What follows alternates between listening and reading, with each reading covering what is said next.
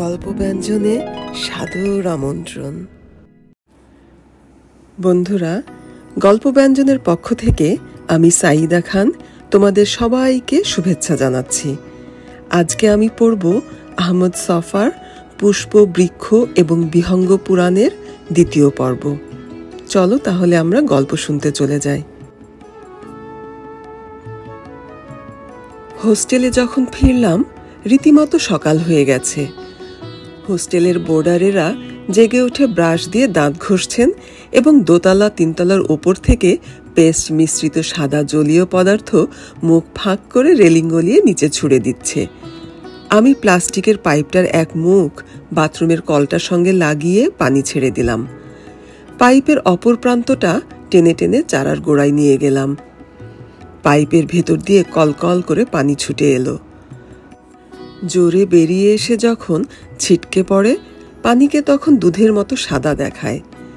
পাইপটির ভেতর দিয়ে শিরশিরিয়ে পানি প্রবাহিত হতে দেখে আমার একটা মজার ভাবনা এলো। এর পাইপের ভেতর দিয়ে একটা নদী ছুটছে, একটা সমুদ্র গর্জাচ্ছে। পানি মানেই তো সমুদ্র, পানি মানেই তো নদী। একটা দুর্ঘটনা ঘটে যাওয়ায় সেই শান্ত নরম সকালের স্নিগ্ধ সুরটি কেটে গেল। নাহিদের বউ আসমা বেগম সকালবেলা সেজেগুজে শ্যাম্পু করা চুল পিঠের উপর ছেড়ে দিয়ে হাই হিলে খুটখুট করে শরীর নাচিয়ে স্কুলের পথে যাচ্ছিল। আমার পাইপের মাঝখানে একটা ফুটো ছিল। সেই ফুটো দিয়ে পানি পিচকিরির বেগে বেরিয়ে এসে বারান্দার এক অংশ ভালো রকম ভিজিয়ে দিয়েছিল। ভদ্রমহিলা হাই হিল পায়ে সেই অংশটি পার হওয়ার সময় তার পায়ের জুতো তাকে প্রতারিত করল। পিচ্ছিল সিমেন্টের ফ্লোরে ডান পাটি ফেলার সঙ্গে সঙ্গে বাম পাটি স্থানচ্যুত হয়ে গেল। মহিলা একেবারে কাটা কলা গাছের মতো শটান চিত হয়ে পড়ে গেল। পড়ে গিয়ে ব্যথা পেয়েছেন সেটা বড় কথা নয়, মহিলার শাড়ি পেটিকোট সব শরীরের ওপর চলে এসেছিল। আমি মহিলাকে পতন দশা থেকে টেনে তুলে ঘরে রেখে আসি। সেদিন ভদ্রমহিলার আর পড়াতে যাওয়া সম্ভব হয়নি। এই ঘটনাটি তার স্বামী স্ট্যাটিস্টিক্সের লেকচারার নুরুল হককে ভীষণ তাতিয়ে তুলেছিল। অনেক কষ্ট করে তাকে বুঝাতে পেরেছি আসলে এটা একটা দুর্ঘটনা, তার পেছনে আমার কোনো মন্দ অভিপ্রায় ছিল না। নুরুল হক যদি বাগড়া দিতেন, আমার কৃষি সম্প্রসারণ কর্মসূচিটি সেদিনই বন্ধ হয়ে যেত। সেই সকালেই কোয়েল, নীলু ঘুম থেকে উঠে দাঁড়ানো চারাগুলো দেখে আমার ঘরে এলো। কোয়েল বলল, কি মজার, চারাগুলো খাড়া হয়ে গেছে। এই কোয়েল ছেলেটার ভেতরে গাছের মতো সরল কিছু পদার্থ আছে। তার কণ্ঠস্বরের মধ্য দিয়ে একটা চাপা আবেগ ঝরে পড়ছে। সে বলল, মামা, আপনার অনেক টাকা তো বেরিয়ে গেল, গাছগুলোতে বেগুন ধরলে আপনি ক টাকাই বা পাবেন? সারা বছর আপনি কত বেগুন খাবেন? আমি বললাম, বেগুন খাবো না, এই সিজনে চুটিয়ে বেগুনের ব্যবসা লাগিয়ে দেব। কোয়েল বলল, এই কটা চারার বেগুন দিয়ে কি ব্যবসা হবে? আমি বললাম, কোয়েল, তুমি এই চারা কটাকেই দেখছো কেন? সামনে সমস্ত মাঠটা চষে আমরা বেগুনের চাষ করব। কোয়েল বলল, না মামা, সেটা সম্ভব নয়। আমি জানতে চাইলাম, কেন সম্ভব নয়? সে বলল, হাল, লাঙল, গরু ওসব আপনি পাবেন কোথায়? আমি বললাম, হাল লাঙলের দরকার নেই, আমরা খুঁড়ে সমস্ত মাঠটা আবাদ করে ফেলব। তাহলে মামা আপনাকে কোদাল, খুরপি, ঝাঁঝরি, গোবর সার কত কিছু কিনতে হবে। চাষবাসের কাজ আপনার বই লেখার মতো অত সহজ নয়, বেশ কঠিন। আমি বললাম, আমি চাষার সাওয়াল। কোয়েল বলল, আপনি চাষার সাওয়াল হতে পারেন, কিন্তু নিজে হাতে কলমে কখনো চাষ করেননি। আমি বললাম, সে পরে দেখা যাবে, আগে চলো নিউ মার্কেটে গিয়ে কোদাল, খুরপি এসব কিনে নিয়ে আসি। কোদাল কিনলাম, খুরপি কিনলাম, ঝাঁঝরি কিনলাম। চাষের জন্য যা যা প্রয়োজন সব কিনে ফেললাম। বিস্তর টাকা বেরিয়ে গেল। কোদাল এবং খুরপি কিনে একটা বিপদে পড়ে গেলাম। বাজারে আস্ত নতুন কোদাল খুরপি এসব কিনতে যাওয়া যায় বটে, দোকানদাররা কেউ হাতল বেচে না। হাতল ছাড়া খুরপি কোদাল ওগুলোর মূল্য কি? হাতল কোথায় পাওয়া যায় সেটা আমাদের কাছে রীতিমতো এক শিরোপীড়ার কারণ হয়ে দাঁড়ালো। বিশ্ববিদ্যালয়ে নানা কিছুর ওপর গবেষণা করা হয়, কিন্তু কোদাল খুরপির হাতল কোথায় পাওয়া যায় হদিস আমাদের কেউ দিতে পারল না। এই কিংকর্তব্য বিমূঢ় পরিস্থিতিতে হোস্টেলের পিয়ন আলী আকবর এসে একটা প্রস্তাব দিল। ঢাকা শহরে তার এক ভাইরা ভাই থাকেন, তিনি জুরাইনের দিকে চাষবাস করেন। তার কাছে চাষবাসের অনেক যন্ত্রপাতি সব সময় মজুদ থাকে। আমি যদি আলী আকবরকে 100 টাকা দেই, সে জুরাইনে গিয়ে তার ভাইরা ভাইকে দিয়ে কোদাল ও খুরপিতে নতুন হাতল লাগিয়ে আনবে। অগত্যা কি করা, 100 টাকা ছাড়তে হলো। আলী আকবর এক ছুটির দিনে কোদাল খুরপি নিয়ে জুরাইনে তার ভাইরা ভাইয়ের কাছে গেল। শনিবার সকালে নতুন হাতল লাগানো খুরপি কোদাল দুটি নিয়ে হাজির হলো। এই যন্ত্র দুটি পেয়ে আমার ইচ্ছে হলো এক্ষুনি মাঠে নেমে পড়ি। কোদাল কেনার পর থেকে মাঠটা বুক চিতিয়ে ডাকছে, আসো, আমাকে খুঁড়তে থাকো। আমার এমন ভাগ্য, সেদিনই আকাশের 4 কোণ ছেয়ে জমাট মেঘ করল এবং একটু পরেই ঝমঝম করে বৃষ্টি নামল। তার পরের দিনও মাঠে নামা সম্ভব হলো না। পানি জমে সারা মাঠে থকথকে হয়ে গেছে, কোদালে কোপ বসানো যায় না। মাঠ শুকিয়ে এলে আমরা খুঁড়তে লেগে গেলাম। একটা বাধা এলো। হোস্টেলের ওয়ার্ডেন আকাদ্দাস আলী সাহেব জানালেন, মাঠ খুঁড়ে চাষ করা একটা বেআইনি কাজ, কেননা যে জায়গা খুঁড়ব বলে ঠিক করেছি সেটা আসলে একটা ভলিবল খেলার মাঠ। গত 5 বছর কেউ ভলিবল খেলেনি বটে, তবে যে কোনো বোর্ডার ইচ্ছে করলে তো আবার খেলা শুরু করে দিতে পারেন। তখন উপায়? আমি বললাম, গত 5 বছর যেমন কেউ খেলা শুরু করেনি, এবছরও শুরু করবে না, সুতরাং আমাদের মাঠ খুঁড়তে দিতে আপত্তি থাকার কথা নয়। তিনি বললেন, এর মধ্যে একটা আইন কানুনের ব্যাপার আছে না, ভলিবলের মাঠে ক্ষেত করলে কেমন জানি দেখায়, ভাইস চ্যান্সেলর সাহেব শুনলে কি মনে করবেন? আমি বললাম, আপনি ভাইস চ্যান্সেলর সাহেবকে বলুন গিয়ে আমাকে একটা কাজ দিতে। আমার করার মতো কিছু নেই বলেই চাষ করার বিষয়টি আমি বেছে নিয়েছি। তিনি হাত ব্যাগটা তুলে নিয়ে বললেন, আপনি দেখছি আমাকে মুশকিলে ফেলবেন। তারপর চলে গেলেন। আমি, কোয়েল, নীলু মাঠ খুঁড়তে যাওয়ার আগে বাইরের হোটেলে গিয়ে ভালো করে নাস্তা খেয়ে এলাম। আমি বললাম, ভালো করে খাও, মাঠ খুঁড়তে গেলে অনেক শক্তির দরকার। আমি মাঠে এসে কোদালের প্রথম কোপটা বসিয়ে দিয়ে অনুভব করলাম হাঁফ ধরে যাচ্ছে। 8-10টা কোপ দিয়ে বসে পড়তে হলো। কোয়েল বলল, আমি বলেছি না মামা, আপনি চাষের কিচ্ছু জানেন না। এরকম করে কেউ কোদাল ধরে নাকি? এই দিকে দেন, দেখিয়ে দেই। সে কোদাল নিয়ে ছোট কোপ বসিয়ে 8-10 হাত খুঁড়ে ফেলল। আরেকটা উপসর্গ দেখা দিল। কোদালের কোপের সঙ্গে বড় বড় কেঁচো বেরিয়ে এসে লাফাতে লাগলো। কোনোটা 2 টুকরো হয়ে গেল। নীলু এই কেঁচোর গোষ্ঠী দেখে ওয়াক ওয়াক বমি করতে থাকলো। কেঁচো জিনিসটি আমিও পছন্দ করি নে।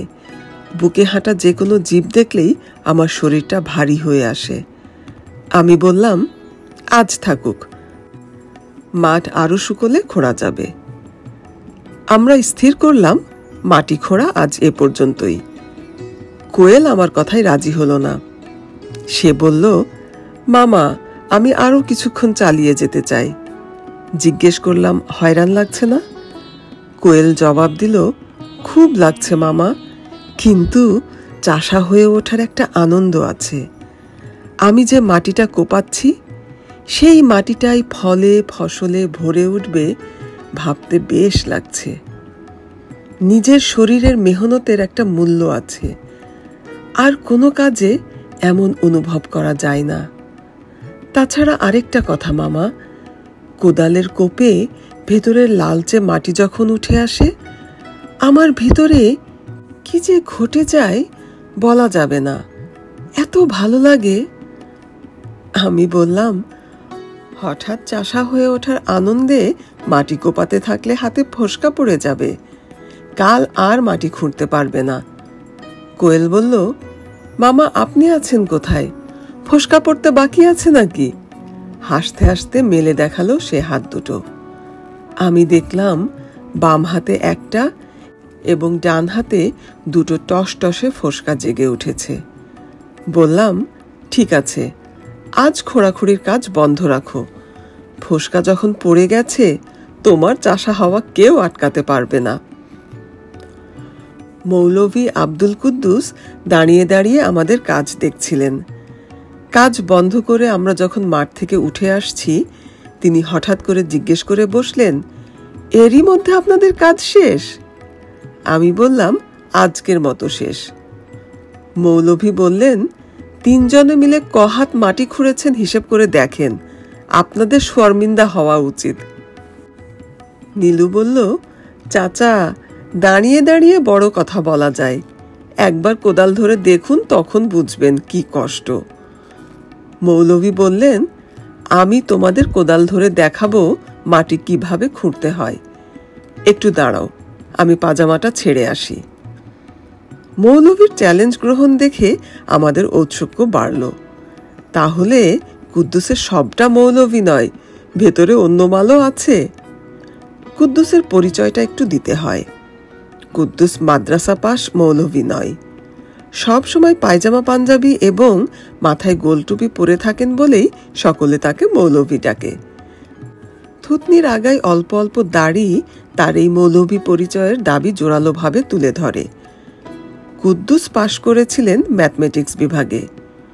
কোন সালে খুব সম্ভব কুদ্দুস নিজেও সেটা ভুলে গেছেন। কুদ্দুস হোস্টেলে থাকতে এসেছেন আমার অনেক পরে। তার সাদা পায়জামা পাঞ্জাবি এবং মাথায় গোলটুপি দেখে আমার একটা ধারণা হয়ে গেছে আমার জন্মের পর থেকেই কুদ্দুসকে এই পোশাকে দেখে আসছি। মাঝে মাঝে এমনও মনে হয় কুদ্দুস এই পায়জামা পাঞ্জাবি এবং গোল টুপি সহ মাতৃগর্ভ থেকে ভূমিষ্ঠ হয়েছেন। কুদ্দুসের 2টি ধনুক ভাঙা পণের কথা আমরা সকলেই জানি। প্রথমটি হলো কুদ্দুস ম্যাথমেটিক্স ডিপার্টমেন্টে অ্যাসিস্ট্যান্ট প্রফেসরের চাকরির জন্য অপেক্ষা করবেন, লেকচারার পোস্টে ডাকা হলেও যাবেন না, কারণ ডক্টরেট পেতে তাকে 10 বছর অপেক্ষা করতে হয়েছে। অ্যাসিস্ট্যান্ট প্রফেসর থেকে শুরু করলেই এই এতগুলো বছর পুষিয়ে নিতে পারেন। তার দ্বিতীয় পণটি, ডাক্তার ছাড়া অন্য কোনো পেশার মেয়েকে বিয়েই করবেন না। কুদ্দুসকে সাধারণত আমরা মিথ্যে বলতে দেখিনি, আর অত্যন্ত উচ্ছ্বসিত মুহূর্তটিতেও একটি খারাপ কথা তার মুখ থেকে বেরিয়ে আসতে শুনিনি। আমাদের কেমন একটা বিশ্বাস জন্মে গেছে আল্লাহ তাআলা কুদ্দুসের উভয় দাবি পূরণ করবেন। বিশ্বাস করতে দোষ কোথায়? কবর, আযাব, হাসর নসর কত কিছুই তো আমাদের বিশ্বাস করতে হয়। কুদ্দুস সকালবেলা মসজিদে ফজরের নামাজ পড়ে মর্নিং ওয়াক করতে যান। ফিরে এসে নাস্তার টেবিলে রিটায়ার্ড জজ, সেক্রেটারি এরকম উচ্চপদস্থ ব্যক্তিদের সম্পর্কে গল্প করেন। মাটি কেমন করে খুঁড়তে হয় দেখিয়ে দেবেন, তার মুখ থেকে এ ধরনের একটা হুমকি শোনার পর থেকে মৌলভী কুদ্দুসের চরিত্রের একটা নতুন দিকদর্শন করার জন্য অধীর আগ্রহে প্রতীক্ষা করছিলাম। মৌলভী কুদ্দুস লুঙ্গি পরে এলেন। মাঠে এসে কাঁধের ঝুলানো গামছাটা কোমরে শক্ত করে পেঁচিয়ে নিলেন। লুঙ্গিটা মালকোচা করে ওপরে তুলতে তুলতে লজ্জাস্থানের গোড়া অবধি নিয়ে গেলেন। তারপরে বাঁকা হয়ে প্রথম কোপটা দিলেন। তিনি এমনভাবে ছোট বড় মাঝারি যখন যেটা মানানসই কোপ দিয়ে নিপুণভাবে মাটি খুঁড়ে যাচ্ছিলেন। দেখলে যে কেউ মনে করবে জন্মের পর থেকে কুদ্দুস মাটি খোঁড়ার কাজটিই করে আসছেন।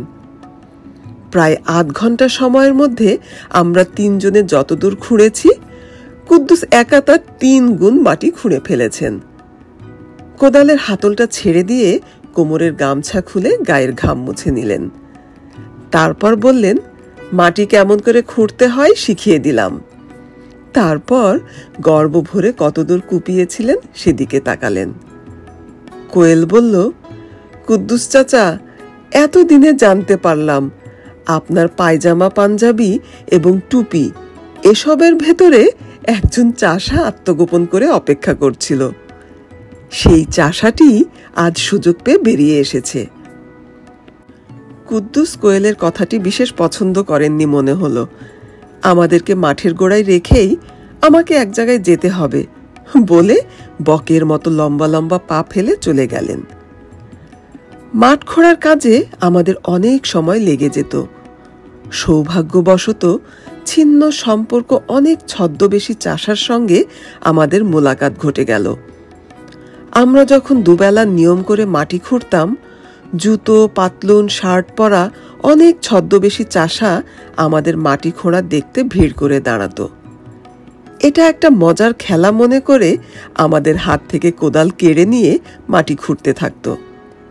এই মাটি খোঁড়ার খেলায় যারা অংশ নিতে চাইতো তাদের যাতে সুযোগ দেয়া যায় সেজন্য আরো 2টি কোদাল কিনতে হলো এবং হাতল লাগাবার জন্য আরো 2বার আলী আকবরের ভাইরা ভাইয়ের মুখাপেক্ষী হতে হলো।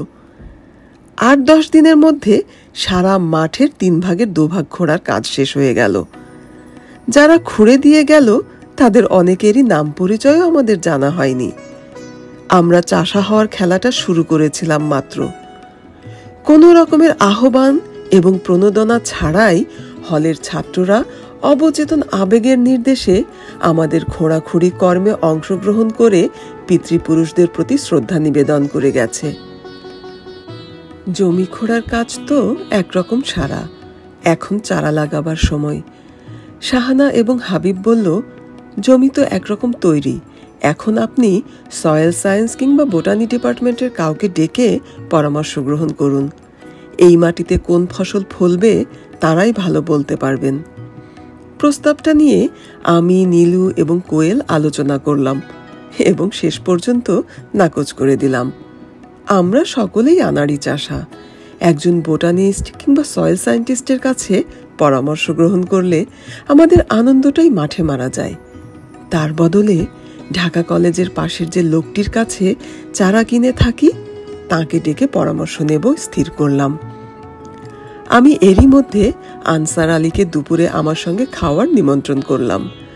আনসার আলী প্রথমে রাজি হতে চাননি। দুপুর বেলাটাতেই তার যা কিছু কেনা বেচা। একবেলা খাওয়ার লোভে যদি আমার সঙ্গে আসেন তার একদিনের বিজনেস মার খাবে। আমার সঙ্গে আনসার আলীর ভালো রকম জান পহচান হয়ে গিয়েছিল। মুখ্যত সে কারণেই আনসার আলী দুপুরের বিজনেস বাদ দিয়ে আমার কাছে এলেন। দুপুরবেলা খাওয়া দাওয়ার পর আনসার আলীকে হোস্টেলের সামনের মাঠটা দেখালাম। আনসার আলীর চোখ জোড়া কপালে ঠেকে গেল।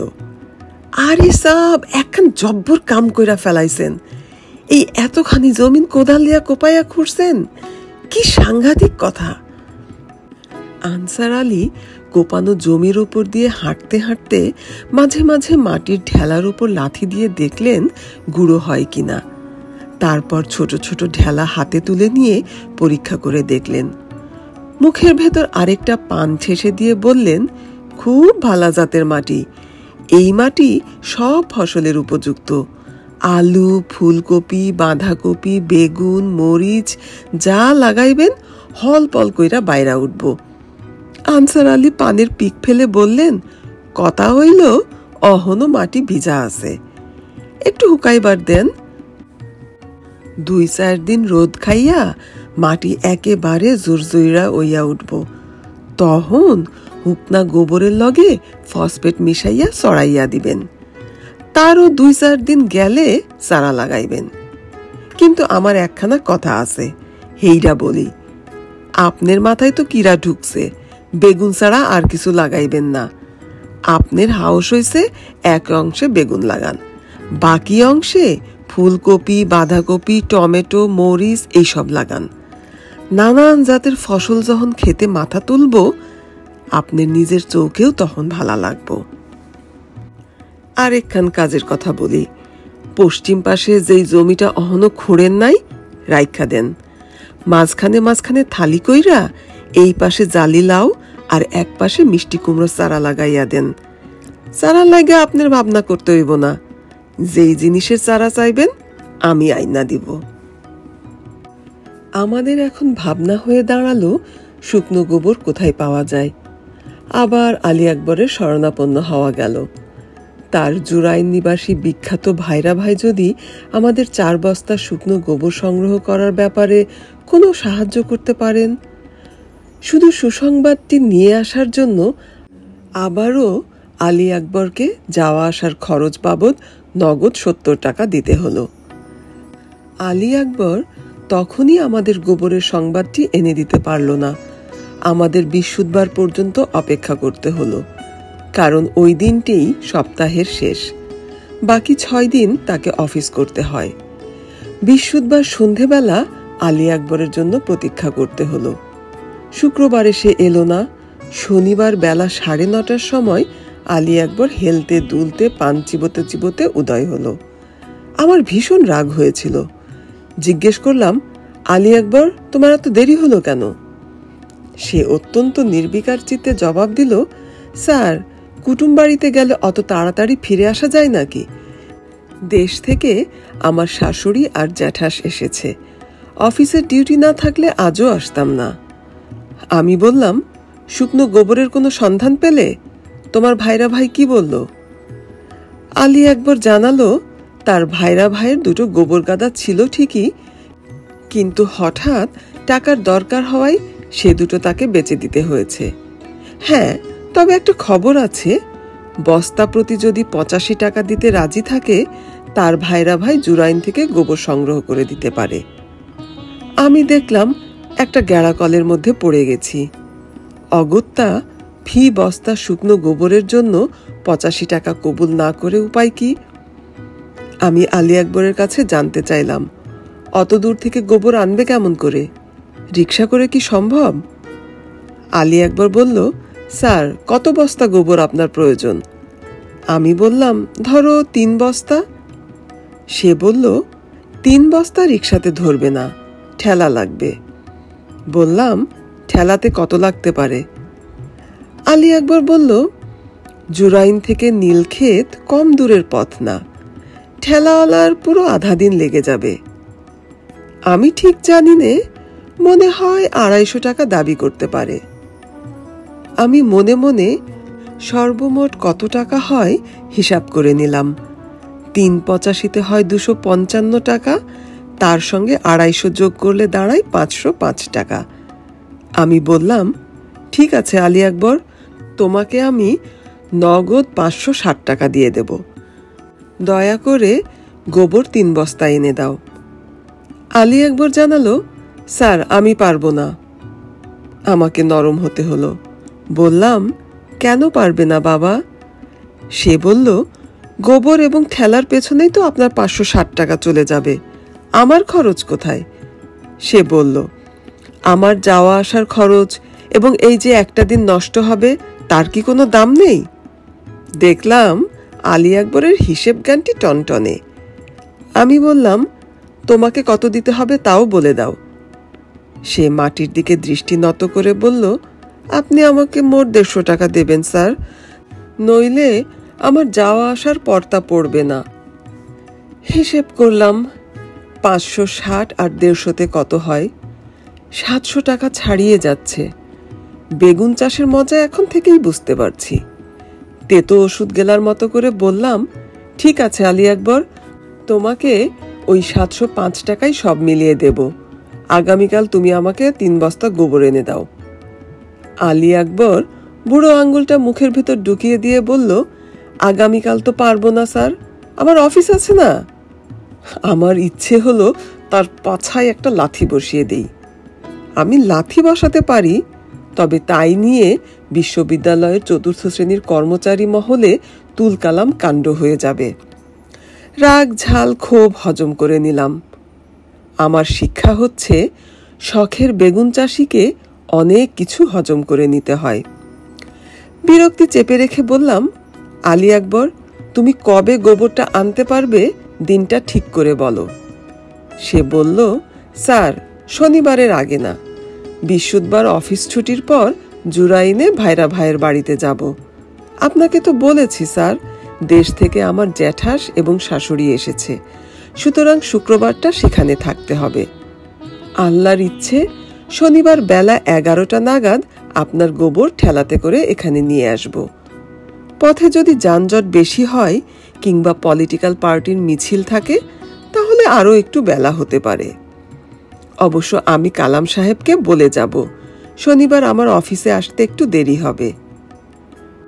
ফাটা বাঁশের মধ্যে অন্ডকোষ আটকে গেলে যে দশা হয়, আলী আকবর আমাকে সে অবস্থায় ফেলে দিয়েছে।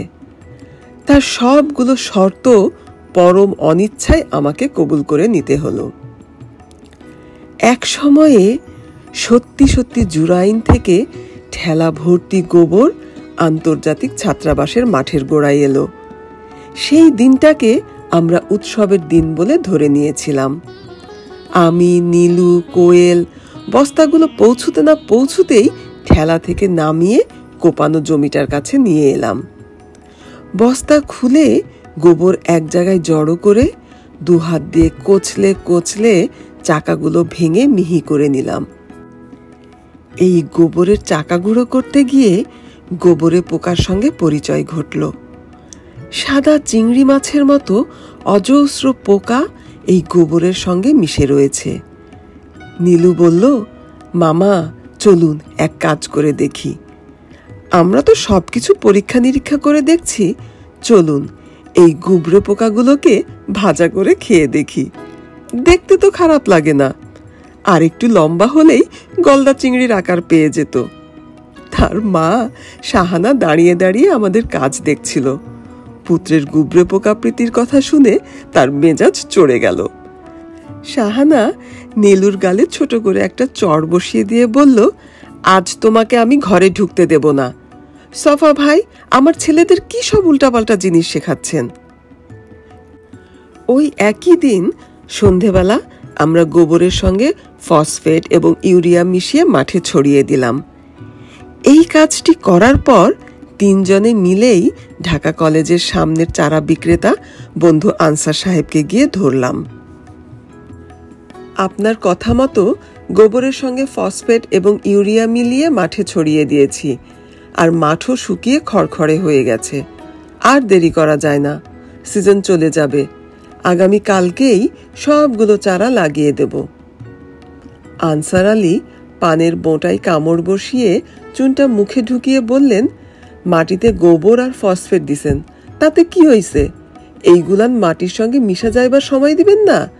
যান আরেকবার মাটি কোপাইয়া দেন, তারপর 2 দিন সবুর করেন। আজকে হইল আপনার মঙ্গলবার, শুক্রবার বাদ জুমা আপনারা মাঠে চারা লাগাইবেন। জুমার নামাজের পর চারা লাগাইলে খেতে পোকামাকড়ের উৎপাত কম হয়, বুঝলেন নি ছোট ভাই? শুক্রবার হইল আল্লাহর দিন। কোয়েল বলল, আনসার সাহেব আপনি কেবল দেরি করিয়ে দিচ্ছেন। আপনার সঙ্গে পরামর্শ না করলে কবেই আমরা খেতে চারা রোপার কাজ শেষ করে দিতাম। এই এতদিনে বেগুন গাছে ফুল এসে যেত। আনসার আলী কোয়েলের থুতনিটা নেড়ে দিয়ে বলল, ছোট ভাই তোমার ধৈর্য এক্কেরে নাই। ধৈর্য না থাকলে কি চাষা হন যায়? চাষ করা আর ইবাদত করা সমান। আপনি গাছ চারা লাগাইবার মালিক, কিন্তু ফল দেওয়ানের মালিক আল্লাহ গাফুরুর রাহিম।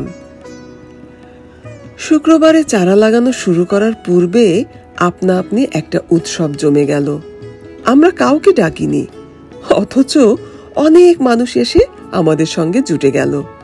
তাদের অনেককেই আমরা চিনি নে। চারা লাগাবার একটি আলাদা আনন্দ আছে। মানুষ হয়তো সচেতনভাবে সেটা বুঝতে পারে না, কিন্তু অবচেতনে একটা অনুভূতি ক্রিয়াশীল থাকে। চারা লাগানোর মধ্যে যে একটা অমল আনন্দ আছে, তার কারণ বোধ করি ওই যে তার সঙ্গে অমরতার একটা আকাঙ্ক্ষা যুক্ত থাকে। প্রকৃত কৃষক যেমনভাবে ক্ষেতের কাজে সাহায্য করতে আসা বেগার দেয়া লোকদের আপ্যায়ন করে, আমাদেরও সেরকম সামান্য খাওয়া দাওয়ার আয়োজন করতে হলো। মুড়ি আনা হলো, মোয়া আনা হলো, নারকেল কুড়িয়ে সবাইকে পরিবেশন করতে হলো।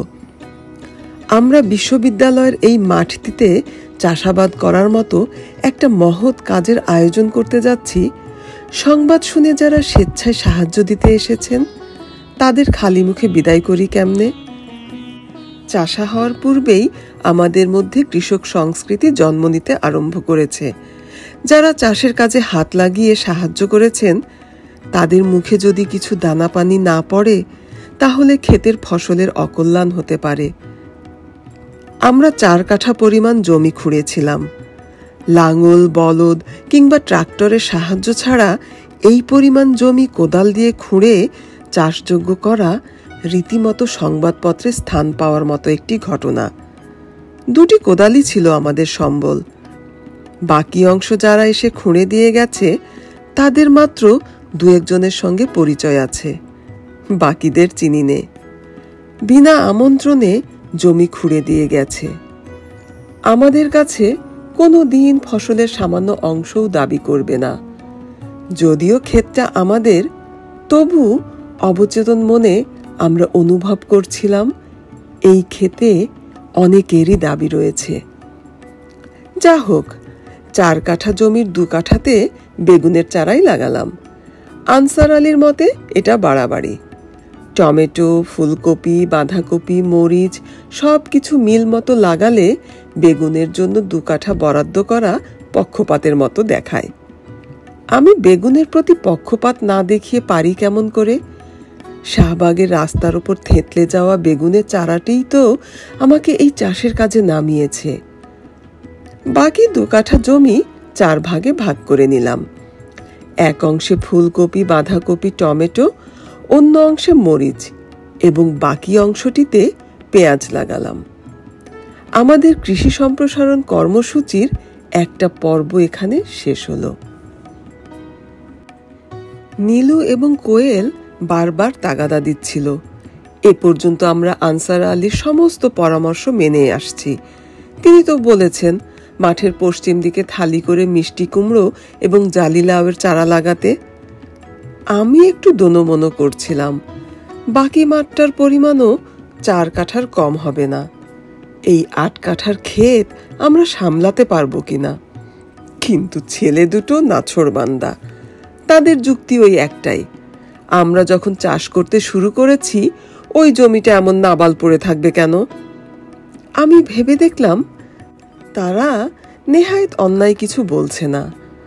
আমারও অনাবাদি জমি পড়ে থাকতে দেখলে বন্ধ্যা নারীর কথা মনে হয়। আমরা মাঠে থালি খুঁড়তে আরম্ভ করলাম। এখন মাটি অনেক শুকিয়ে এসেছে, খুঁড়তে সুবিধে। 2 দিনের মধ্যেই আমরা গোটা মাঠটার মধ্যে থালি কেটে ফেললাম। কাজ যখন শেষ হলো, নীলু কোয়েলকে বললাম, যাও আনসার আলীকে বলে জালি লাউ এবং মিষ্টি কুমড়োর বীজ নিয়ে এসো। নীলু ভুরু কুঁচকে বলল, বীজ নয়, চারা লাগাতে চাই। বীজ জন্মাবে, তারপর চারা হবে, অনেক সময় লেগে যাবে। একেবারে চারা এনে লাগালে ঝুট ঝামেলা থাকবে না। আমি বললাম, আনসার আলী জালি লাউ এবং মিষ্টি কুমড়োর চারা তো বেচেন না, আমি তাকে বীজই বেচতে দেখেছি। কোয়েল বলল, আনসার সাহেবকে যেখান থেকেই হোক চারা জোগাড় করে দিতে হবে, নইলে তার এগ্রিকালচারাল কনসালটেন্টের চাকরিটা থাকবে না। 2 দিনের মধ্যে নীলু, কোয়েল আনসার আলীকে দিয়ে লাউ এবং মিষ্টি কুমড়োর চারা জোগাড় করিয়ে ছাড়ল। চারা রোপার কাজ তো সারা, নতুন একটা উপসর্গ দেখা দিল।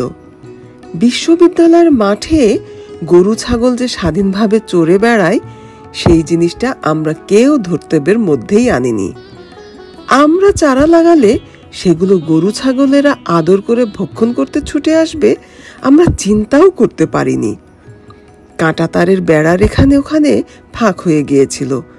সেই বড় বড় ফাঁকগুলো দিয়ে গরু ছাগল এসে বারে বারে হামলা করতে লাগলো। গরু ছাগলকে দোষ দিয়েও কি লাভ? এত সুন্দর বাড়ন্ত ক্ষেত থাকতে কোন দুঃখে তার মাঠের শুকনো ঘাসের গোড়ায় কামড় বসাবে? একবার পাটকিলে রঙের একটা গায়ে এসে টপাটপ 20-25টা বেগুনের চারা শেকড় শুধু টেনে তুলে মুখ গহ্বরের মধ্যে অদৃশ্য করে ফেলল। গরুটি এমন বেহাইয়া বেয়াক্কেল যে আচ্ছা করে পিটিয়ে দেওয়ার পরও দেখা গেল ক্ষেতের মায়া কাটাতে পারছে না। বুঝলাম আমাদের ক্ষেতের চারাগুলো এই অর্ধভুক্ত স্ত্রী জাতীয় পশুটির কাছে পরম উপভোগ্য এবং মিষ্টি লেগেছে। তাড়িয়ে শাহবাগের গোড়ায় পাঠিয়ে দিলেও আধা ঘন্টা পর তার আবার ছুটে আসতে অসুবিধে হলো না। এই নির্লজ্জ নির্মম গাভীটি লোভ দমন করার কোনো উপায় উদ্ভাবন করতে না পেরে অনেক কষ্টে ধরে ফেলে লিচু গাছের সঙ্গে বেঁধে রাখলাম। সন্ধেবেলা বস্তি থেকে মালিক কাকুতি মিনতি করে গরুটি নিতে এলে আচ্ছা করে শাসিয়ে দিয়ে বলা হলো, ফের যদি গরুটি আসে গাবতলির হাটে চালান হয়ে যাবে, মালিক গরুর টিকিটিও দেখতে পাবে না। ওই পাটকিলে রঙের গাভীটিই একমাত্র পশু নয়, আরো অনেক গরু মাঠে ঘুরে বেড়ায়। তার অনেকগুলো মোটা তাজা শিংগালো এবং সন্ডা চেহারার। তাড়াতে গেলে তেড়ে এসে কখন শিং দিয়ে গুতিয়ে দেবে সেই ভয়ে তটস্থ থাকতে হয়।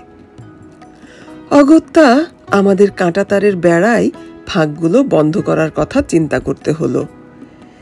দেয়াল ঘেঁষা বড়ই গাছের মাথাটা কেটে ফেললাম। ছোট ছোট কাঁটাওয়ালা ডালগুলো ফাঁকের মধ্যে বসিয়ে দিলাম। এখানে আমরা সামান্য বাস্তব বুদ্ধির পরিচয় দিতে পারলাম। বড় বড় ডালগুলো আমরা নাড়াচাড়া করে গাছের তলাতে রেখে দিলাম। এগুলোর যখন পাতা ঝরে যাবে এবং শুকিয়ে হালকা হবে, জালিলাওয়ের সুন্দর জাংলা হিসাবে ব্যবহার করা হবে। যা হোক, গরুর উৎপাত বন্ধ করার একটা ব্যবস্থা গ্রহণ করা হলো। ভাবলাম এবার নিশ্চিন্ত হওয়া গেল। গরুর চাইতেও হারামখোর প্রাণী সংসারে আছে, সে বিষয়ে আমাদের কোনো ধারণাই ছিল না। ছাগলের কথাটা আমাদের মাথায় আসেনি। এই প্রাণীটা কাঁটাতারের বেড়ার যে স্বাভাবিক ফাঁকটুকু আছে তার ভেতর দিয়ে অনায়াসে গলে খেতে প্রবেশ করতে পারে। ছাগলের মতো নিরীহ পশু কিভাবে আমাদের চারাগুলোর জম হয়ে দাঁড়াতে পারে হাড়ে হাড়ে টের পেলাম। কখন কোন ফাঁক দিয়ে ঢুকে ক্ষেতের চারা গাছ মনের আনন্দে খেয়ে চলে যায় ভালো করে ঠাহরও করা যায় না। বিশ্ববিদ্যালয়ের মাঠে যে গরুগুলো ঘুরে বেড়ায় তাদের সংখ্যা অল্প, কিন্তু ছাগলের সংখ্যা গুণে শেষ করা যায় না। ছাগলের উৎপাতে অতিষ্ঠ হয়ে একটা বাচ্চাকে মাসে মাসে টাকা দেব এই করারে সার্বক্ষণিকভাবে বসিয়ে রাখতে হলো। কিন্তু মুশকিলের ব্যাপার হলো বাচ্চাটি খেতে বসে থাকতে পছন্দ করে না। তার বয়সী অন্য ছেলে মেয়েদের খেলাধুলা করতে দেখলে সে ছুটে চলে যায়। সেই অবসরে ছাগল এসে ক্ষেতের চারাগাছ নষ্ট করে ফেলে। প্রফেসর লুৎফর রহমানের একটা খাসি পাঠানের মতো নির্বিকার ভাব নিয়ে বেড়া টপকে আমাদের ক্ষেতে প্রবেশ করে। বাচ্চাটা দূর দূর করে খাসিটিকে তাড়াতে চেষ্টা করে। খাসিটি বাচ্চা ছেলেটাকে কেয়ারই করে না। লুৎফর রহমান সাহেবের ছেলেকে অনেক দিন ডেকে বলেছি খাসিটি আমাদের ক্ষেতের অনিষ্ট করে, তারা যেন খাসিটি দয়া করে বেঁধে রাখেন। ছেলেটি কথা এক কান দিয়ে শুনে আর এক কান দিয়ে বের করে দেয়, কিন্তু খাসিটির আনাগোনায় বিরাম নেই। একদিন আমরা খাসিটি বেঁধে ফেললাম। রাতের বেলা লুৎফর রহমান সাহেবের ছেলে নিতে এলে ধমক দিয়ে বললাম, আবার যদি খাসি ক্ষেত খেতে আসে জবাই করে খেয়ে ফেলবো। লুৎফর রহমানের ছেলে পাল্টা ধমক দিয়ে বলল, তার বাবা বিশ্ববিদ্যালয়ের প্রফেসর, সুতরাং বিশ্ববিদ্যালয়ের মাঠে খাসিটির চড়ে বেড়াবার অধিকার রয়েছে। বরঞ্চ আমি বিশ্ববিদ্যালয়ের মাঠে কর্তৃপক্ষের অনুমতি না নিয়ে চাষ করে বেআইনি কাজ করেছি, সুতরাং ক্ষেত ভক্ষণ করার অধিকার তাদের খাসিটির আছে। গরু ছাগলের আক্রমণ অনেক চেষ্টা করে কিছু পরিমাণে ঠেকানো সম্ভব হলো, কিন্তু চারা গাছের আরো এক মারাত্মক দুশ্মন আছে, সে কথা জানতাম না। একদিন সকালবেলা খেতে ঢুকে দেখি 8-10টি বেগুন চারা এবং 4টি টমেটো চারা কে যেন করাত দিয়ে কেটে 2 টুকরো করে ফেলেছে। আমার চোখ দিয়ে ঝরঝর করে পানি বেরিয়ে এলো। বেড়া দিয়ে এত কষ্ট করে গরু ছাগল তাড়িয়ে চারাগুলো বাঁচিয়ে রাখা আমার পক্ষে সম্ভব হচ্ছে না। আনসার আলীর দোকানে লোক পাঠিয়ে নতুন চারা আনিয়ে আবার লাগিয়ে দিলাম। আমার একটা জেদ চেপে গিয়েছে, যত ঝামেলা আসুক আমি ক্ষেতের চারাগুলো রক্ষা করব। প্রতিদিন সকালে খেতে গেলে দেখতে পাই 8-10টা চারা দুটুকরো করে ফেলা হয়েছে। আমার মনে হলো বাকি চারাগুলোও যেন রাতের অন্ধকারে খুন হওয়ার আশঙ্কায় থরথর করে কাঁপছে। একই দৃশ্য প্রতিদিন আর কাহাতক সহ্য করা যায়? আমার এত সাধের ক্ষেত, সে কি শুধু শুধু কীটপতঙ্গের আহার হওয়ার জন্য? উপায়ন্তর না দেখে আবার আনসার আলীর শরণাপন্ন হলাম। আনসার আলী পানের পিক ফেলে বললেন, এইবার আসল দুশ্মনের পাল্লাই পড়েছেন। কীটনাশক কিনে পানিতে গুইলা সবগুলো চারার আগায় ছিটাইয়া দিবেন। আবার বেশি দিবেন না, চারার ক্ষতি হইব। পানি এবং ওষুধ মিল মতো দিবেন। বেশি পানি দিলে ওষুধে ধরব না, আবার ওষুধ বেশি দিলে চারার ক্ষতি হইব। সুতরাং কীটনাশক ব্যবহার সম্পর্কিত যাবতীয় কলাকৌশল রপ্ত করতে হলো। কার্তিক মাস না পেরোতেই আমাদের ক্ষেতের চারাগুলো এক আজব ঘটনা ঘটিয়ে দিল। সবগুলো চারা এত সবুজ, এত তাজা হয়ে বাড়তে আরম্ভ করলো, চোখের দৃষ্টি আপনা থেকেই কেড়ে নিয়ে যায়। ক্ষেতের পাশ দিয়ে যারাই যাতায়াত করে এক নজর বাড়ন্ত চারাগুলোর দিকে না তাকিয়ে কারো উপায় নেই। বেগুন চারাগুলো ঝাঁকড়া হয়ে উঠতে লেগেছে। টমেটো চারার বাড় এত দ্রুত ঘটছিল, গোড়ায় গোড়ায় আমাদের কাঠি পুঁতে দিতে হলো, যাতে পাতার ভারে চারা এলিয়ে না পড়ে। মরিচের একহারা চারা বাড়ছে এবং ডালপালা মেলে ছড়িয়ে দিচ্ছে।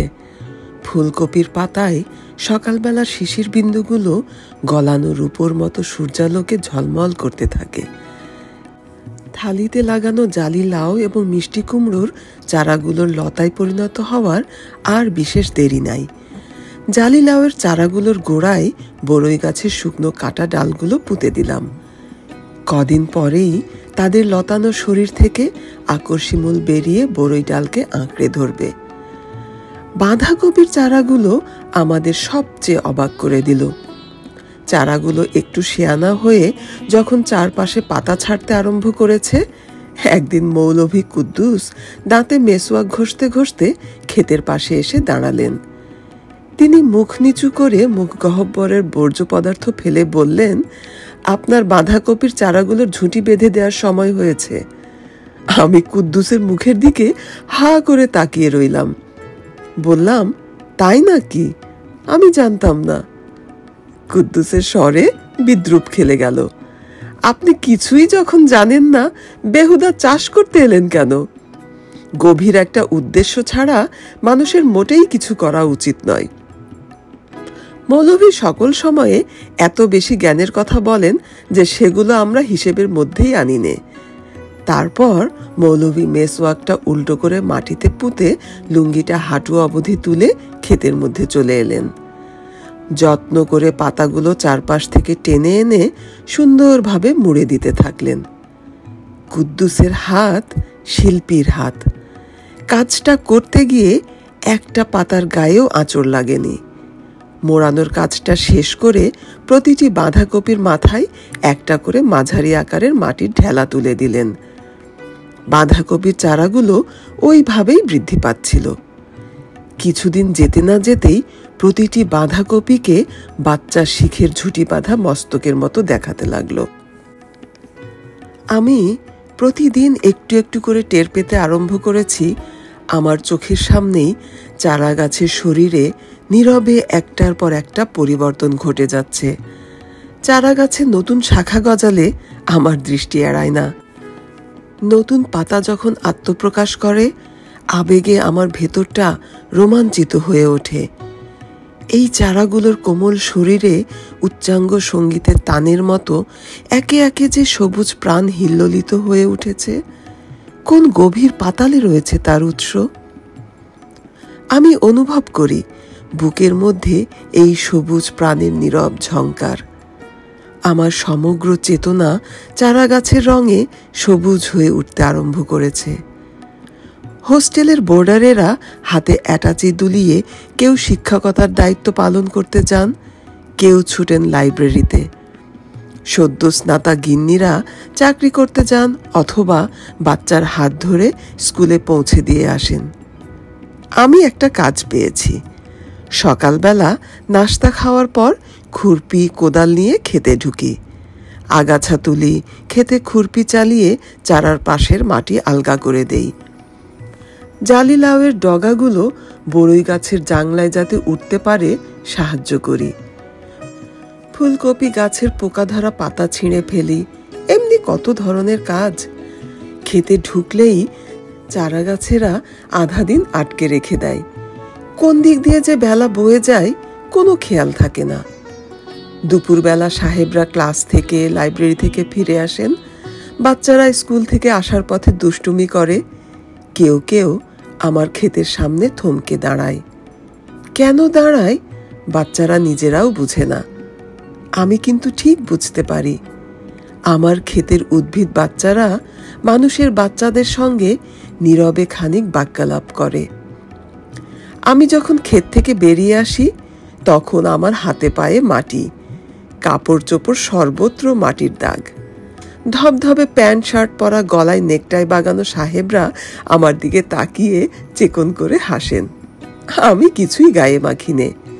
কোনো বিদ্রুপকে আমার বিদ্রুপ মনে হয় না। লোকে যা ইচ্ছে বলুক, আমি তো করবার মতো একটা কাজ পেয়ে গেছি। আমি জানি এই যে প্রতিদিন নিবিড় শ্রম ব্যয় করে যাচ্ছি, মাস গেলে তার জন্য কেউ কানাকড়ি বেতন আমাকে দেবে না। তবুও আমার দুঃখ নেই, নালিশ নেই। কেননা অস্তিত্বের ভার লাঘব করার মতো একটা কাজ আমি পেয়ে গেছি। মাস শেষে মাইনে পাইনে বলে আমি তো ফেলনা নই। আমি বুঝতে পারছি জগতে আমারও মূল্য আছে। আমি না থাকলে চারা শিশুগুলোকে দেখবে কে? টাই পরা ভদ্রলোকের কথা যখন উঠল, আমাকে ডক্টর খায়রুল মিল্লাতের নাম অবশ্যই উল্লেখ করতে হবে। আমি এই জায়গায় 12 বছর ধরে আছি। ভদ্রলোক বোধ হয় আমার জন্মের সময় থেকেই থাকছেন। সপ্তাহে অন্তত কম করে হলেও 3 বার তার সঙ্গে আমার দেখা হয়। ভদ্রলোককে আমি একদিনও টাইবিহীন দেখিনি, এমনকি বৃষ্টি বাদলার দিনেও না। প্রায় দিন মিল্লাত সাহেব আসা যাওয়ার সময় আমার ক্ষেতের পাশে দাঁড়িয়ে নানা রকম প্যাচাল পাড়তে থাকেন। এটা তার স্বভাবে দাঁড়িয়ে গেছে। তিনি আমাকে বলে থাকেন, আমার ইচ্ছে হয় আপনাকে একজন সাইকিয়াট্রিস্ট ডেকে দেখায়। দিনে 50 টাকা দিলে যে কাজ একজন মজুরকে দিয়ে করানো সম্ভব, এই রকম তুচ্ছ কাজে আপনার মতো একজন মানুষ শ্রম ব্যয় করবেন কেন? আমি তার কথাই জবাব দিতে পারতাম না। তিনি মজুরি, শ্রম, মুনাফা, অর্থনীতির এ সকল দুরূহ তত্ত্ব আওড়ে যেতেন। তার কথা শুনতে শুনতে এতদূর তিতিবিরক্ত হয়ে উঠেছিলাম যে একদিন তাকে মোক্ষম অস্ত্র প্রয়োগ করে একদম ঘায়েল করে ফেলি। আমি জিজ্ঞেস করলাম, আচ্ছা মিল্লাত সাহেব, বলুন তো, আপনি যখন ছোট ছিলেন তখন টাইটা কত বড় ছিল? তিনি আমার কথা বুঝতে না পেরে মুখের দিকে তাকিয়ে রইলেন। আমি তাকে তখন বললাম, আমি এই জায়গায় 12 বছর ধরে আছি, আপনাকে একদিনও টাইবিহীন অবস্থায় দেখিনি। তাই আমার ধারণা টাই সহ আপনি মাতৃজঠর থেকে এই ধরাধামে অবতীর্ণ হয়েছেন। আমার ব্যাখ্যা শুনে মিল্লাত সাহেব ডান হাতের ব্যাগটা বাঁ হাতে চালান করে দিয়ে লম্বা পা ফেলে উধাও হলেন। আমাকে কিছুই বলেননি। বুঝলাম ওষুধে ধরেছে। এরপর থেকে মজুরি, শ্রম এবং মুনাফা তত্ত্বের কথা আমাকে আর শুনতে হয়নি। এই সময়ে মোস্তানের সঙ্গে আমার পরিচয় হয়। মোস্তান মানে নাজিমুদ্দিন মোস্তান, ইত্তেফাক পত্রিকার সিনিয়র রিপোর্টার। কি করে পরিচয় হলো উপলক্ষটার কথা বলি। পাকিস্তানের পদার্থবিজ্ঞানী প্রফেসর ডক্টর আব্দুস সালাম ঢাকা বিশ্ববিদ্যালয়ে তার আবিষ্কৃত তত্ত্বের ওপর একটি বক্তৃতা দিয়েছিলেন। সেই বক্তৃতা শোনার ভাগ্য আমার হয়নি। কিন্তু ইত্তেফাক পত্রিকার রিপোর্ট পড়ে আমার মনে হলো প্রফেসর সালামের তত্ত্বটি বুঝতে আমার কোনো অসুবিধে হচ্ছে না। এটা তো বড়ই আশ্চর্যের কথা। এমন সাংবাদিক আমাদের দেশে আছেন সালাম সাহেবের দুরূহ তত্ত্বকে অতে অজগর এরকম সহজ করে বোঝাতে পারেন। ঠিক করলাম সেদিনই সন্ধ্যাবেলা ইত্তেফাক অফিসে যেয়ে খোঁজ করব। এরকম একজন কামেল মানুষ আমাদের দেশে আছেন। সশরীরে গিয়ে যদি সালাম না করি নিজেকেই অসম্মান করব। গেলাম ইত্তেফাকে।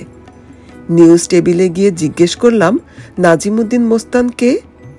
কর্মরত সাংবাদিকেরা এক লোককে দেখিয়ে দিলেন। টেবিলে ঝুঁকে পড়ে রিপোর্ট লিখছে, শুধু মাথাটাই দেখা যাচ্ছে। এই একটুখানি মানুষ, কাপড় চোপড় আধময়লা। এরকম পোশাক পরা একজন মানুষকে আমি ক্ষেত পাহারা দেওয়ার জন্যও রাখব না। অনিচ্ছা সত্ত্বেও টেবিলের সামনে গিয়ে সালাম করলাম। ভদ্রলোক চোখ তুলে আমার দিকে তাকালেন। তার চোখের মধ্যে কিছু একটা ছিল, সুতরাং টেবিলের বিপরীত দিকের চেয়ারে আমাকে বসতে হলো। ওইভাবেই মোস্তান সাহেবের সঙ্গে আমার পরিচয়। একদিন মোস্তান আমার ঘরে এলেন, চাষবাস দেখলেন, চারাগুলোকে অনেকক্ষণ ধরে আদর করলেন। চারা গাছের দুতিয়ালিতে মোস্তানের সঙ্গে আমার একটা হৃদ্যতা জন্মে গেল। কিছুদিন বাদে মোস্তান আমাকে তার লেখা একটি কবিতার খাতা দিয়ে গেলেন। সেই সময়ে আমি আন্তন ম্যাকারেঙ্কোর রোড টু লাইফ বইটি পড়ি। ম্যাকারেঙ্কো রুশ শিক্ষাবিদ। তিনি বিপ্লবোত্তর রাশিয়ার টোকাই ভব ঘুরে এবং অনাথ এতিমদের শিক্ষা দেওয়ার একটি সুন্দর পদ্ধতি উদ্ভাবন করেছিলেন। এ বইটা সেই অভিজ্ঞতাকে পুঁজি করে লিখেছেন। বইটা পাঠ করার পর আমার শিরায় চঞ্চলতা খেলে যেতে লাগল। জীবনের আরও এক সম্প্রসারিত রূপ প্রত্যক্ষ করে ধমনীর রক্ত উজানে চলতে আরম্ভ করল। ভাঙাচোরা মানুষের মধ্যেও শিশুর মহামানবের অঙ্কুর রয়েছে। মানুষ মাত্রেই অমৃতের পুত্র, একথা আগে কখনো এমন করে অনুভব করিনি। একটা বিপরীত প্রতিক্রিয়াও হলো। আমার চারপাশে এত শিশু, এত অযত্ন, এত অবহেলার মধ্যে তাদের জীবন কাটাতে হচ্ছে। এতদিন তাদের নিয়ে ভাবার অবকাশও হয়নি। একটা অপরাধ বোধ পাথরের মতো মনের ভেতর চেপে রইল। আমি এই শিশুদের প্রতি আমার কর্তব্য পালন করিনি। আমার মনুষ্য জন্ম বিফল হয়ে যাচ্ছে।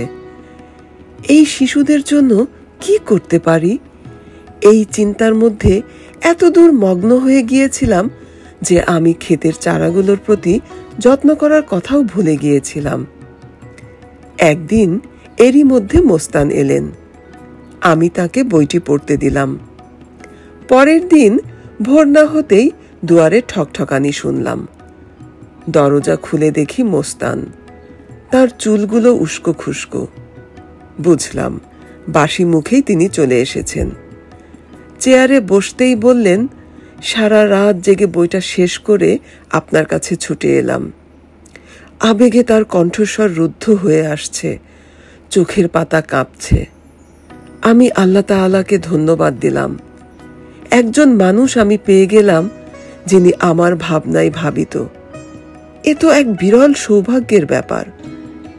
সেই সকালে নাশতার টেবিলেই দুজনে মিলে আলোচনা করে ঠিক করলাম হোস্টেলের পেছনের কাঁটাবন বস্তির শিশুদের জন্য একটা স্কুল করে আন্তন ম্যাকারেঙ্কোর আইডিয়াগুলো পরীক্ষা করে দেখব। স্কুল চালু করতে গিয়ে দেখলাম স্বপ্ন হিসাবে এটা চমৎকার হতে পারে, কিন্তু বাস্তবে একটা স্কুল গড়ে তোলা অত্যন্ত কঠিন কাজ। মা বাবারাই প্রথম প্রশ্ন তুলল, তাদের বাচ্চাদের লেখাপড়ার শিক্ষা দেওয়ার পেছনে আমাদের কি মতলব? তাদের বাচ্চারা লেখাপড়া শিখছে না বলে তো কোনো অসুবিধা হচ্ছে না। সরকারের গোয়েন্দা সংস্থার লোকেরা সর্বক্ষণ আমাদের পেছনে আঠার মতো লেগে রইল। আমাদের সঙ্গে আন্ডারগ্রাউন্ড রাজনীতির কোনো সম্পর্ক আছে কিনা খুঁটিয়ে জানার জন্য তৎপর হয়ে উঠল। বন্ধু বান্ধবেরা আরম্ভ করলো আহমদ সফা আরেকটা পাগল জুটিয়ে নিয়ে এবার ক্ষেত ছেড়ে বস্তিতে ঢুকেছে। যে বাচ্চাদের শিক্ষা দেওয়ার জন্য আমাদের এত উদ্যোগ আয়োজন, তাদের সঙ্গে প্রথম মোলাকাতের দিনে মনে হলো আমরা লোহার কাঠে ভোঁতা বটি দিয়ে আঘাত করতে যাচ্ছি। বাচ্চারা বুঝতেই পারল না তাদের কেন লেখাপড়া শিখতে হবে। রাস্তার কাগজ কুড়িয়ে লোহা লক করে টুকরো সংগ্রহ করে নিউ মার্কেটে মিন্তির কাজ করে হলের ছাত্রদের ফাই ফরমাস খেটে তারা তো বেশ আছে, অল্প স্বল্প পয়সাও হাতে আসে, সন্ধে হলেই মা বাবার হাতে ৮-১০ টাকা তুলে দিতে পারে। ভদ্রলোকের ছেলেদের মতো অত কষ্ট করে তাদের লেখাপড়া শিখতে হবে কেন? অবসরের সময়টাতে তারা ঘুড্ডি ওড়ায়, মারামারি করে, গ্রাম দেশ থেকে বয়ে নিয়ে আসা গুলি ডান্ডা কিংবা হাডুডু খেলে।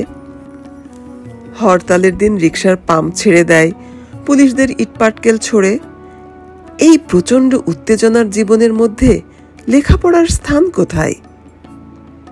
দ্বিতীয় দিনে বাচ্চাদের মা বাবাদের পেশার পরিচয় নিতে গিয়ে আমাদের কানে আঙ্গুল দিতে হলো।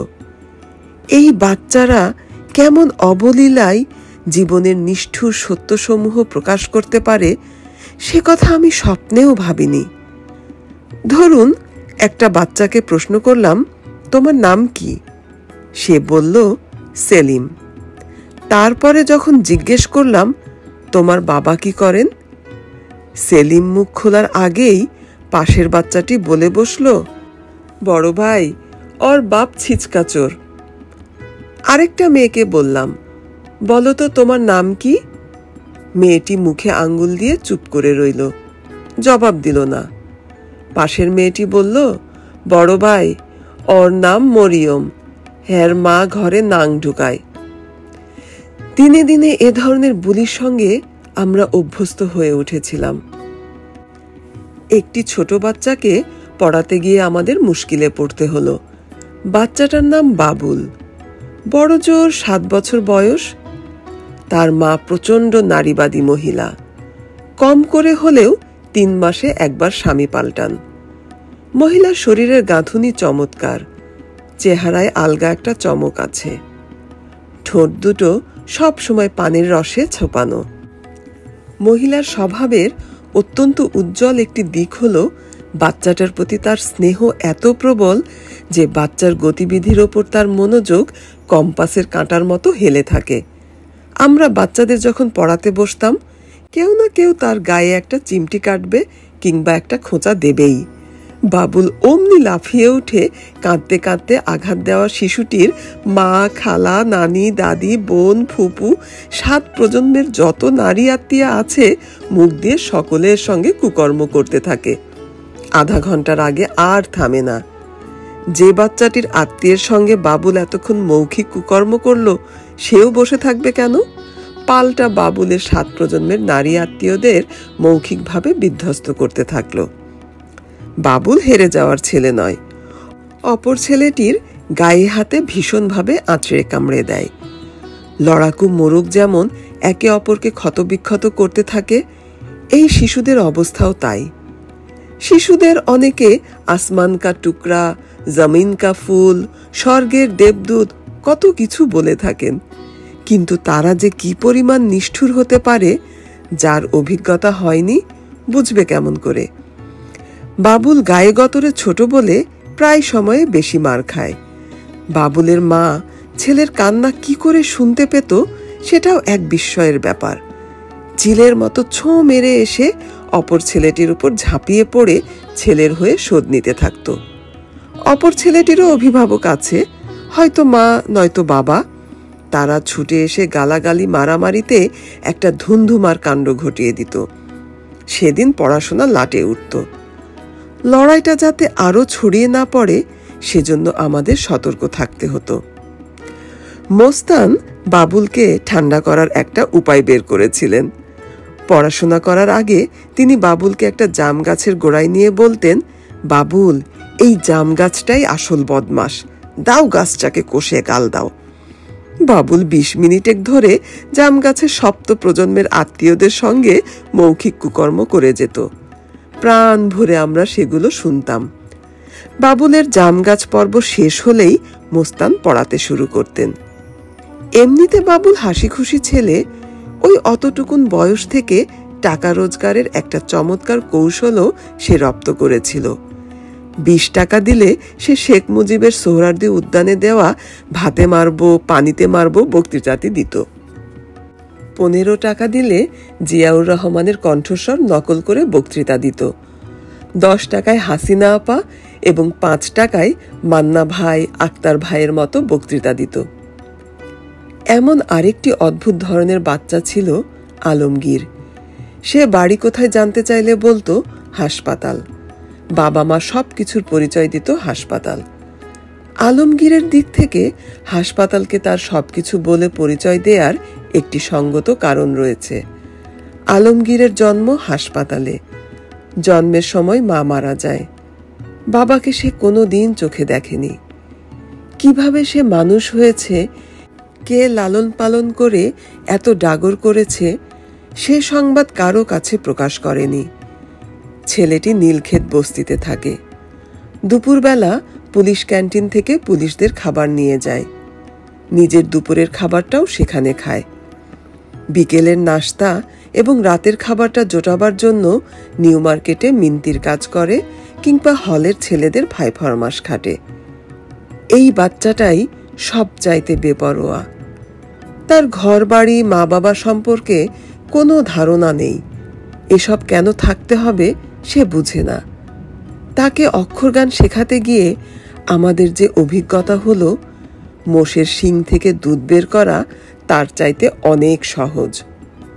অন্য বাচ্চারা যখন ঘরে মা বাবা ভাই বোনের কাছে ফিরে যেত, আলমগীর উদাস নয়নে সে দৃশ্য দেখত। সমস্ত পৃথিবীর সঙ্গে এমন নিঃসম্পর্কিত কোনো মনুষ্য শিশু ইতপূর্বে আমি দেখিনি। আলমগীর একা একা হাঁটত, আপন মনে বিড়বিড় করে কি সব বলতো। জিজ্ঞেস করলে ফ্যাল ফ্যাল করে চেয়ে থাকত। মা বাবা ঘর বাড়ি ভাই বোন ওগুলোর অনুভূতি কেমন জানতে চাইলে সে পাখির মতো ফুরত করে রাস্তার দিকে ছুটে যেত, যেন রাস্তা তার মা, রাস্তা তার বাবা। রাস্তায় ভাই বোন, ঘর বাড়ি দেশ গেরাম সব কিছু। এই শিশুটি অন্য শিশুদের ঝাঁকের সঙ্গে মিশে থাকত। তথাপি আমার তাকে অন্য গ্রহ থেকে ছিটকে পড়া কোনো প্রাণীর সন্তান বলে মনে হতো। ছেলেটির প্রতি আমার মায়া পড়ে গিয়েছিল। আমি সিদ্ধান্ত নিলাম তাকে আমার ঘরে আমার সঙ্গে রাখব। আলমগীরকে আমার ইচ্ছের কথাটি জানালে সে হাঁ কিংবা না কিছুই বলল না, চুপ করে রইল। অন্য বাচ্চারা খোসামত করে বলতে লাগলো, বড় ভাই আমাকে নিয়ে যান, আমাকে নিয়ে যান।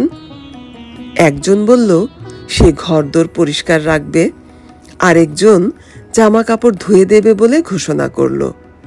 তৃতীয়জন আমার ক্ষেত দেখার প্রস্তাব দিল। আলমগীর সেসবের ধার দিয়েও গেল না, দাঁত বের করে হাসতে লাগলো। একবার অনিচ্ছেও প্রকাশ করল না। ছেলেটা যেন কি। আমি আলমগীরের জন্য ছোট্ট একটা তোশক কিনলাম, তাকে জামা কাপড় বানিয়ে দিলাম, স্যান্ডেল কিনে দিলাম। আলমগীর থাকছে, খাচ্ছে, ঘুমোচ্ছে, কিন্তু তার মধ্যে কোনো ভাবান্তর দেখতে পাচ্ছি না। সে আমার কোনো কথা শোনে না, যখন তখন রাস্তায় ছুটে যায়। তার এই অনিকেত স্বভাবটি ভুলিয়ে দিয়ে তার ভেতর কতিপয় নতুন অভ্যাস তৈরি করার জন্য পণ করে বসলাম। বারবার চেষ্টা করেও তার মধ্যে কোনো পরিবর্তন আনা আমার পক্ষে সম্ভব হচ্ছিল না। অথচ ভেতরে ভেতরে আমি ক্লান্ত হয়ে পড়েছিলাম। যাতে সঙ্গদোষ আর না ঘটে সেজন্য তাকে আমি সব সময়ে চোখে চোখে রাখতাম। কিন্তু ফল হলো উল্টো। বুঝলাম আলমগীর পোষ মানার বাচ্চা নয়। এরপর থেকে অল্প অল্প মারধরও করতে থাকলাম। আমি নিজেকেই জিজ্ঞেস করলাম, এরকম একটি লাওয়ারিশ বাচ্চার জন্য এত শ্রম, এত যত্ন আমি কেন ব্যয় করছি? যা হোক, একটা জিনিস শুরু করেছি, শেষ না দেখে আমি ছাড়ব না। আমি যেখানেই যেতাম আলমগীরকে সঙ্গে করে নিয়ে যেতাম। আমাকে যখন আলমগীরের সঙ্গে দেখত, অন্য বাচ্চারা হাততালি দিয়ে হেসে উঠত। তাদের সঙ্গে আলমগীরও হেসে উঠত। কেন হাসছে কারণ জিজ্ঞেস করলে সকলে চুপ করে আমার দিকে তাকাতো। একসময় আমার ধারণা হলো বাচ্চারা নিশ্চয়ই আমার কোনো খুঁত ধরতে পেরেছে, সেজন্যই আমাকে দেখলে খলখল করে হাসে, অথচ জিজ্ঞেস করলে কেউ কিছু বলে না। একদিন বাবুলকে রাস্তায় একা পেলাম। তাকে কমলা এবং বেলুন কিনে দিয়ে বললাম, আচ্ছা বাবুল, বলো তো বাচ্চারা আমার সঙ্গে আলমগীরকে দেখলে হাসে কেন? আলমগীর বলল, বড় ভাই, আপনি জানেন না? আমি বললাম, তুমি না বললে জানবো কেমন করে? সে বলল, আপনি মায়ের পেটে আছেন, কিছু জানেন না? আলমগীর বলেছে আপনি তারে ফাঁকাইবেন, হের লাইগা সব দিতাছেন। এই ফাঁকাইবার অর্থ কি আমি জানি নে। আমি বললাম, বাবুল, ফাঁকানো কি জিনিস? বাবুল বলল, বড় ভাই, আপনি কিছু বোঝেন না। আলমগীর বলে এক সময় আপনি তার লগে খারাপ কাম শুরু করবেন। এতদিন আমরা বাচ্চাদের মাঠে লেখাপড়া শেখাচ্ছিলাম। এখন ঘরের প্রয়োজন বড় হয়ে দেখা দিল। সামনে বর্ষা আসবে। তাছাড়া বাচ্চাদের মধ্যে পছন্দবোধ গজিয়ে গেছে। এগুলো সব জায়গায় ঘুরে বেড়ানো বাচ্চা। তাদের ঘ্রাণ শক্তি অত্যন্ত প্রখর এবং অবস্থান সম্বন্ধেও বিশেষ সচেতন। অন্য লোকের বাচ্চাদের স্কুলে যেতে তারা প্রতিদিন দেখে। ওদের স্কুল ঘর রয়েছে, ওরা খেলাধুলা করে। এই বাচ্চারাও আমাদের কাছে স্কুল ঘর দাবি করতে আরম্ভ করেছে। তারাও অনুভব করতে চায় তাদের নিজস্ব একটা পরিচয় আছে, সেটিকেই তারা ঊর্ধ্বে তুলে ধরতে চায়। খেলার জন্য ফুটবল আমরা তখনই কিনে দিলাম, কিন্তু স্কুল ঘর বানাবার ব্যাপারটি রীতিমতো আমাদের ভাবিয়ে তুলল। একটি যেন তেন প্রকারের বাঁশের বেড়া, বাঁশের খুঁটি এবং ওপরে পলিথিনের ঢাকনা দিয়েও ঘর তৈরি করতে 10,000 টাকার দরকার। অত টাকা আমরা পাবো কোথায়? কোরবানির ঈদ আসন্ন। আমরা শিক্ষকদের বাড়ি বাড়ি গিয়ে বললাম, আপনারা এই ঈদে তো কোরবানি দেবেন, চামড়ার টাকাটা আমাদের দান করুন। আমরা বস্তির বাচ্চাদের জন্য একটা স্কুল বানাতে যাচ্ছি। সকলেই বললেন, তোমরা খুব ভালো কাজ করছো। এসব অবহেলিত শিশুদের মধ্যে জ্ঞানের আলো জ্বালতে যাচ্ছ। এই প্রশংসা বাক্য শুনেই আমাদের সন্তুষ্ট থাকতে হলো। একজন ছাড়া কেউ কোরবানির চামড়া দিতে রাজি হলেন না। মাদ্রাসার হুজুরেরা প্রতি বছর চামড়ার টাকা নিতে আসেন, তাদের বঞ্চিত করা যাবে না। তর্ক করে লাভ নেই। বুঝে গেলাম মাদ্রাসার দাবি ঠেলে আমরা বস্তি শিশুদের দাবি প্রতিষ্ঠা করতে পারবো না। আমরা তো আর ধর্ম শিক্ষা দিচ্ছি নে, আর নিজেরাও কেউ গোলটুপিওয়ালা হুজুর নই। আমাদের বাচ্চাদের স্কুলে দান করলে তো পরকালের পুণ্য সঞ্চয়ের সম্ভাবনা নেই। একটা সুযোগ পাওয়া গেল। ইসলামিক ফাউন্ডেশন আমাকে ধরল 7ই মার্চ উপলক্ষে ইসলামের দৃষ্টিতে বাংলাদেশ এই শিরোনামে একটা বক্তৃতা দিতে হবে।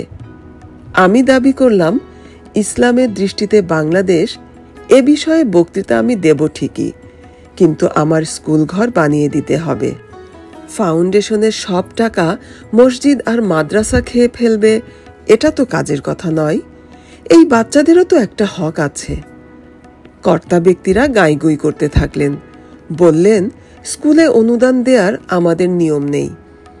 আমি বললাম, নিয়ম নেই ভালো কথা, নতুন নিয়ম বানান। আপনাদের ফাউন্ডেশনে তো লেখক সাহিত্যিক কেউ যান না। আমি তো নিয়ম ভেঙে আপনাদের ওখানে যেতে রাজি হয়েছি। এবার চিড়ে একটুখানি ভিজল মনে হলো। ডিরেক্টর ইয়াহিয়া সাহেব পথ একটা বাতলে দিলেন। হ্যাঁ, 10,000 টাকা আপনাদের দেয়া যেতে পারে। আপনি একটা দরখাস্ত করুন এবং লিখুন যে কোরআন শিক্ষা দেওয়ার জন্য আপনি একটা মক্তব বানাতে যাচ্ছেন।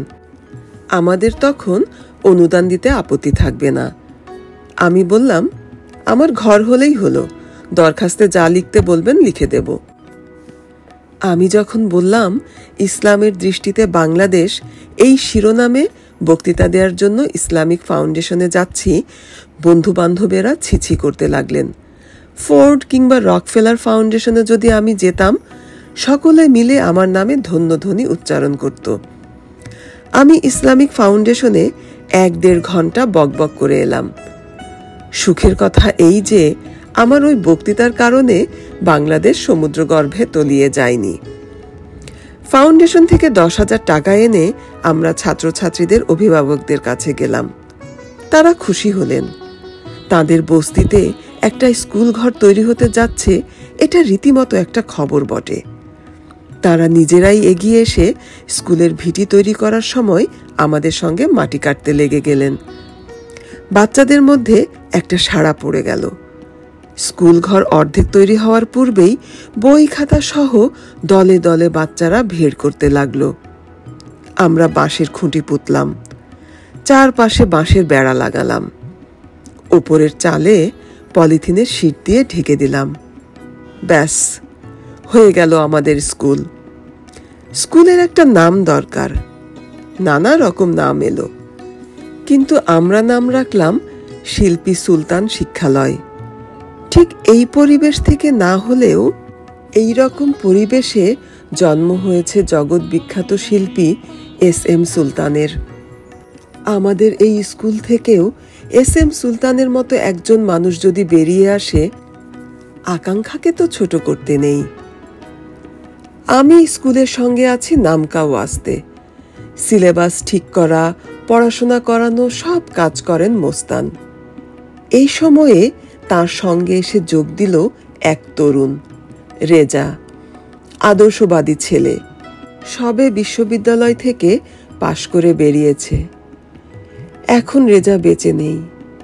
এই প্রাণ সুন্দর তরুণটি অকালে মারা গিয়েছে। শেখানোর কাজে আমার কোনো ক্ষমতা নেই। মোস্তান পড়ান, আমি বসে বসে দেখি। তিনি দুনিয়ার হেন বিষয় নেই এই বাচ্চাদের কাছে আলোচনা করেন না। মোস্তানের মনে এতদিন ধরে যত উচ্চ ভাব জমে জমে জলপ্রপাতের মতো ফুলে ফুলে উঠছিল, এই বাচ্চাদের মধ্যে বিলিয়ে দিচ্ছিলেন।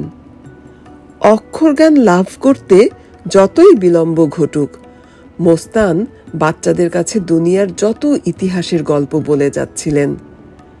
গল্প বলা শেষ হলে ঘাড় উঁচিয়ে মোস্তান বাচ্চাদের জিজ্ঞেস করতেন, কি বলেছি তোমরা বুঝেছ?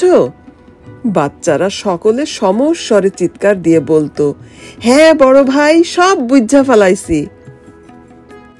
মোস্তান এত অনুরাগ নিয়ে বাচ্চাদের শেখাচ্ছিলেন দেখে মনে মনে আমার খুব ঈর্ষা হতো। অফিসের সময়টুকু ছাড়া সমস্ত অবসর তিনি বাচ্চাদের পেছনে দিতেন।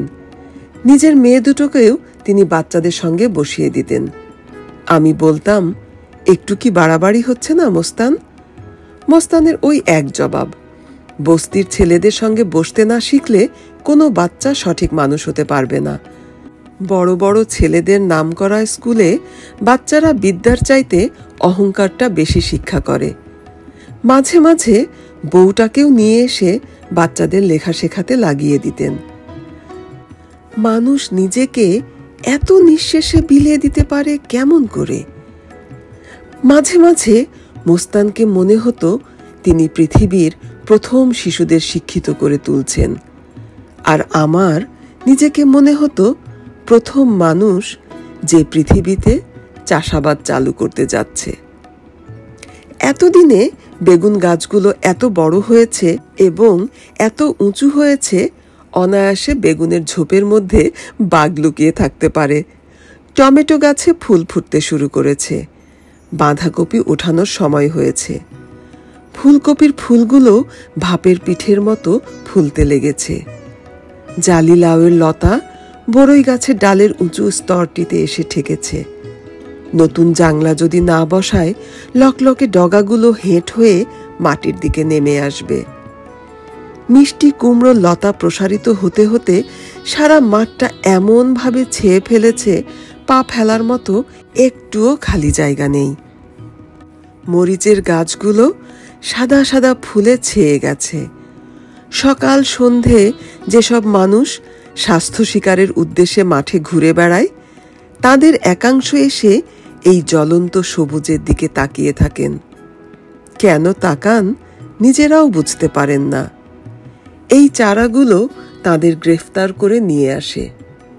আমি যখন সকাল বিকেল ক্ষেতের দিকে তাকাই, আমার মনের ভেতর একটা স্নিগ্ধ আনন্দের স্রোত বয়ে যায়। একমাত্র সবুজ তাজা উদ্ভিদই এই রকম নির্মল আনন্দ জাগিয়ে তুলতে সক্ষম।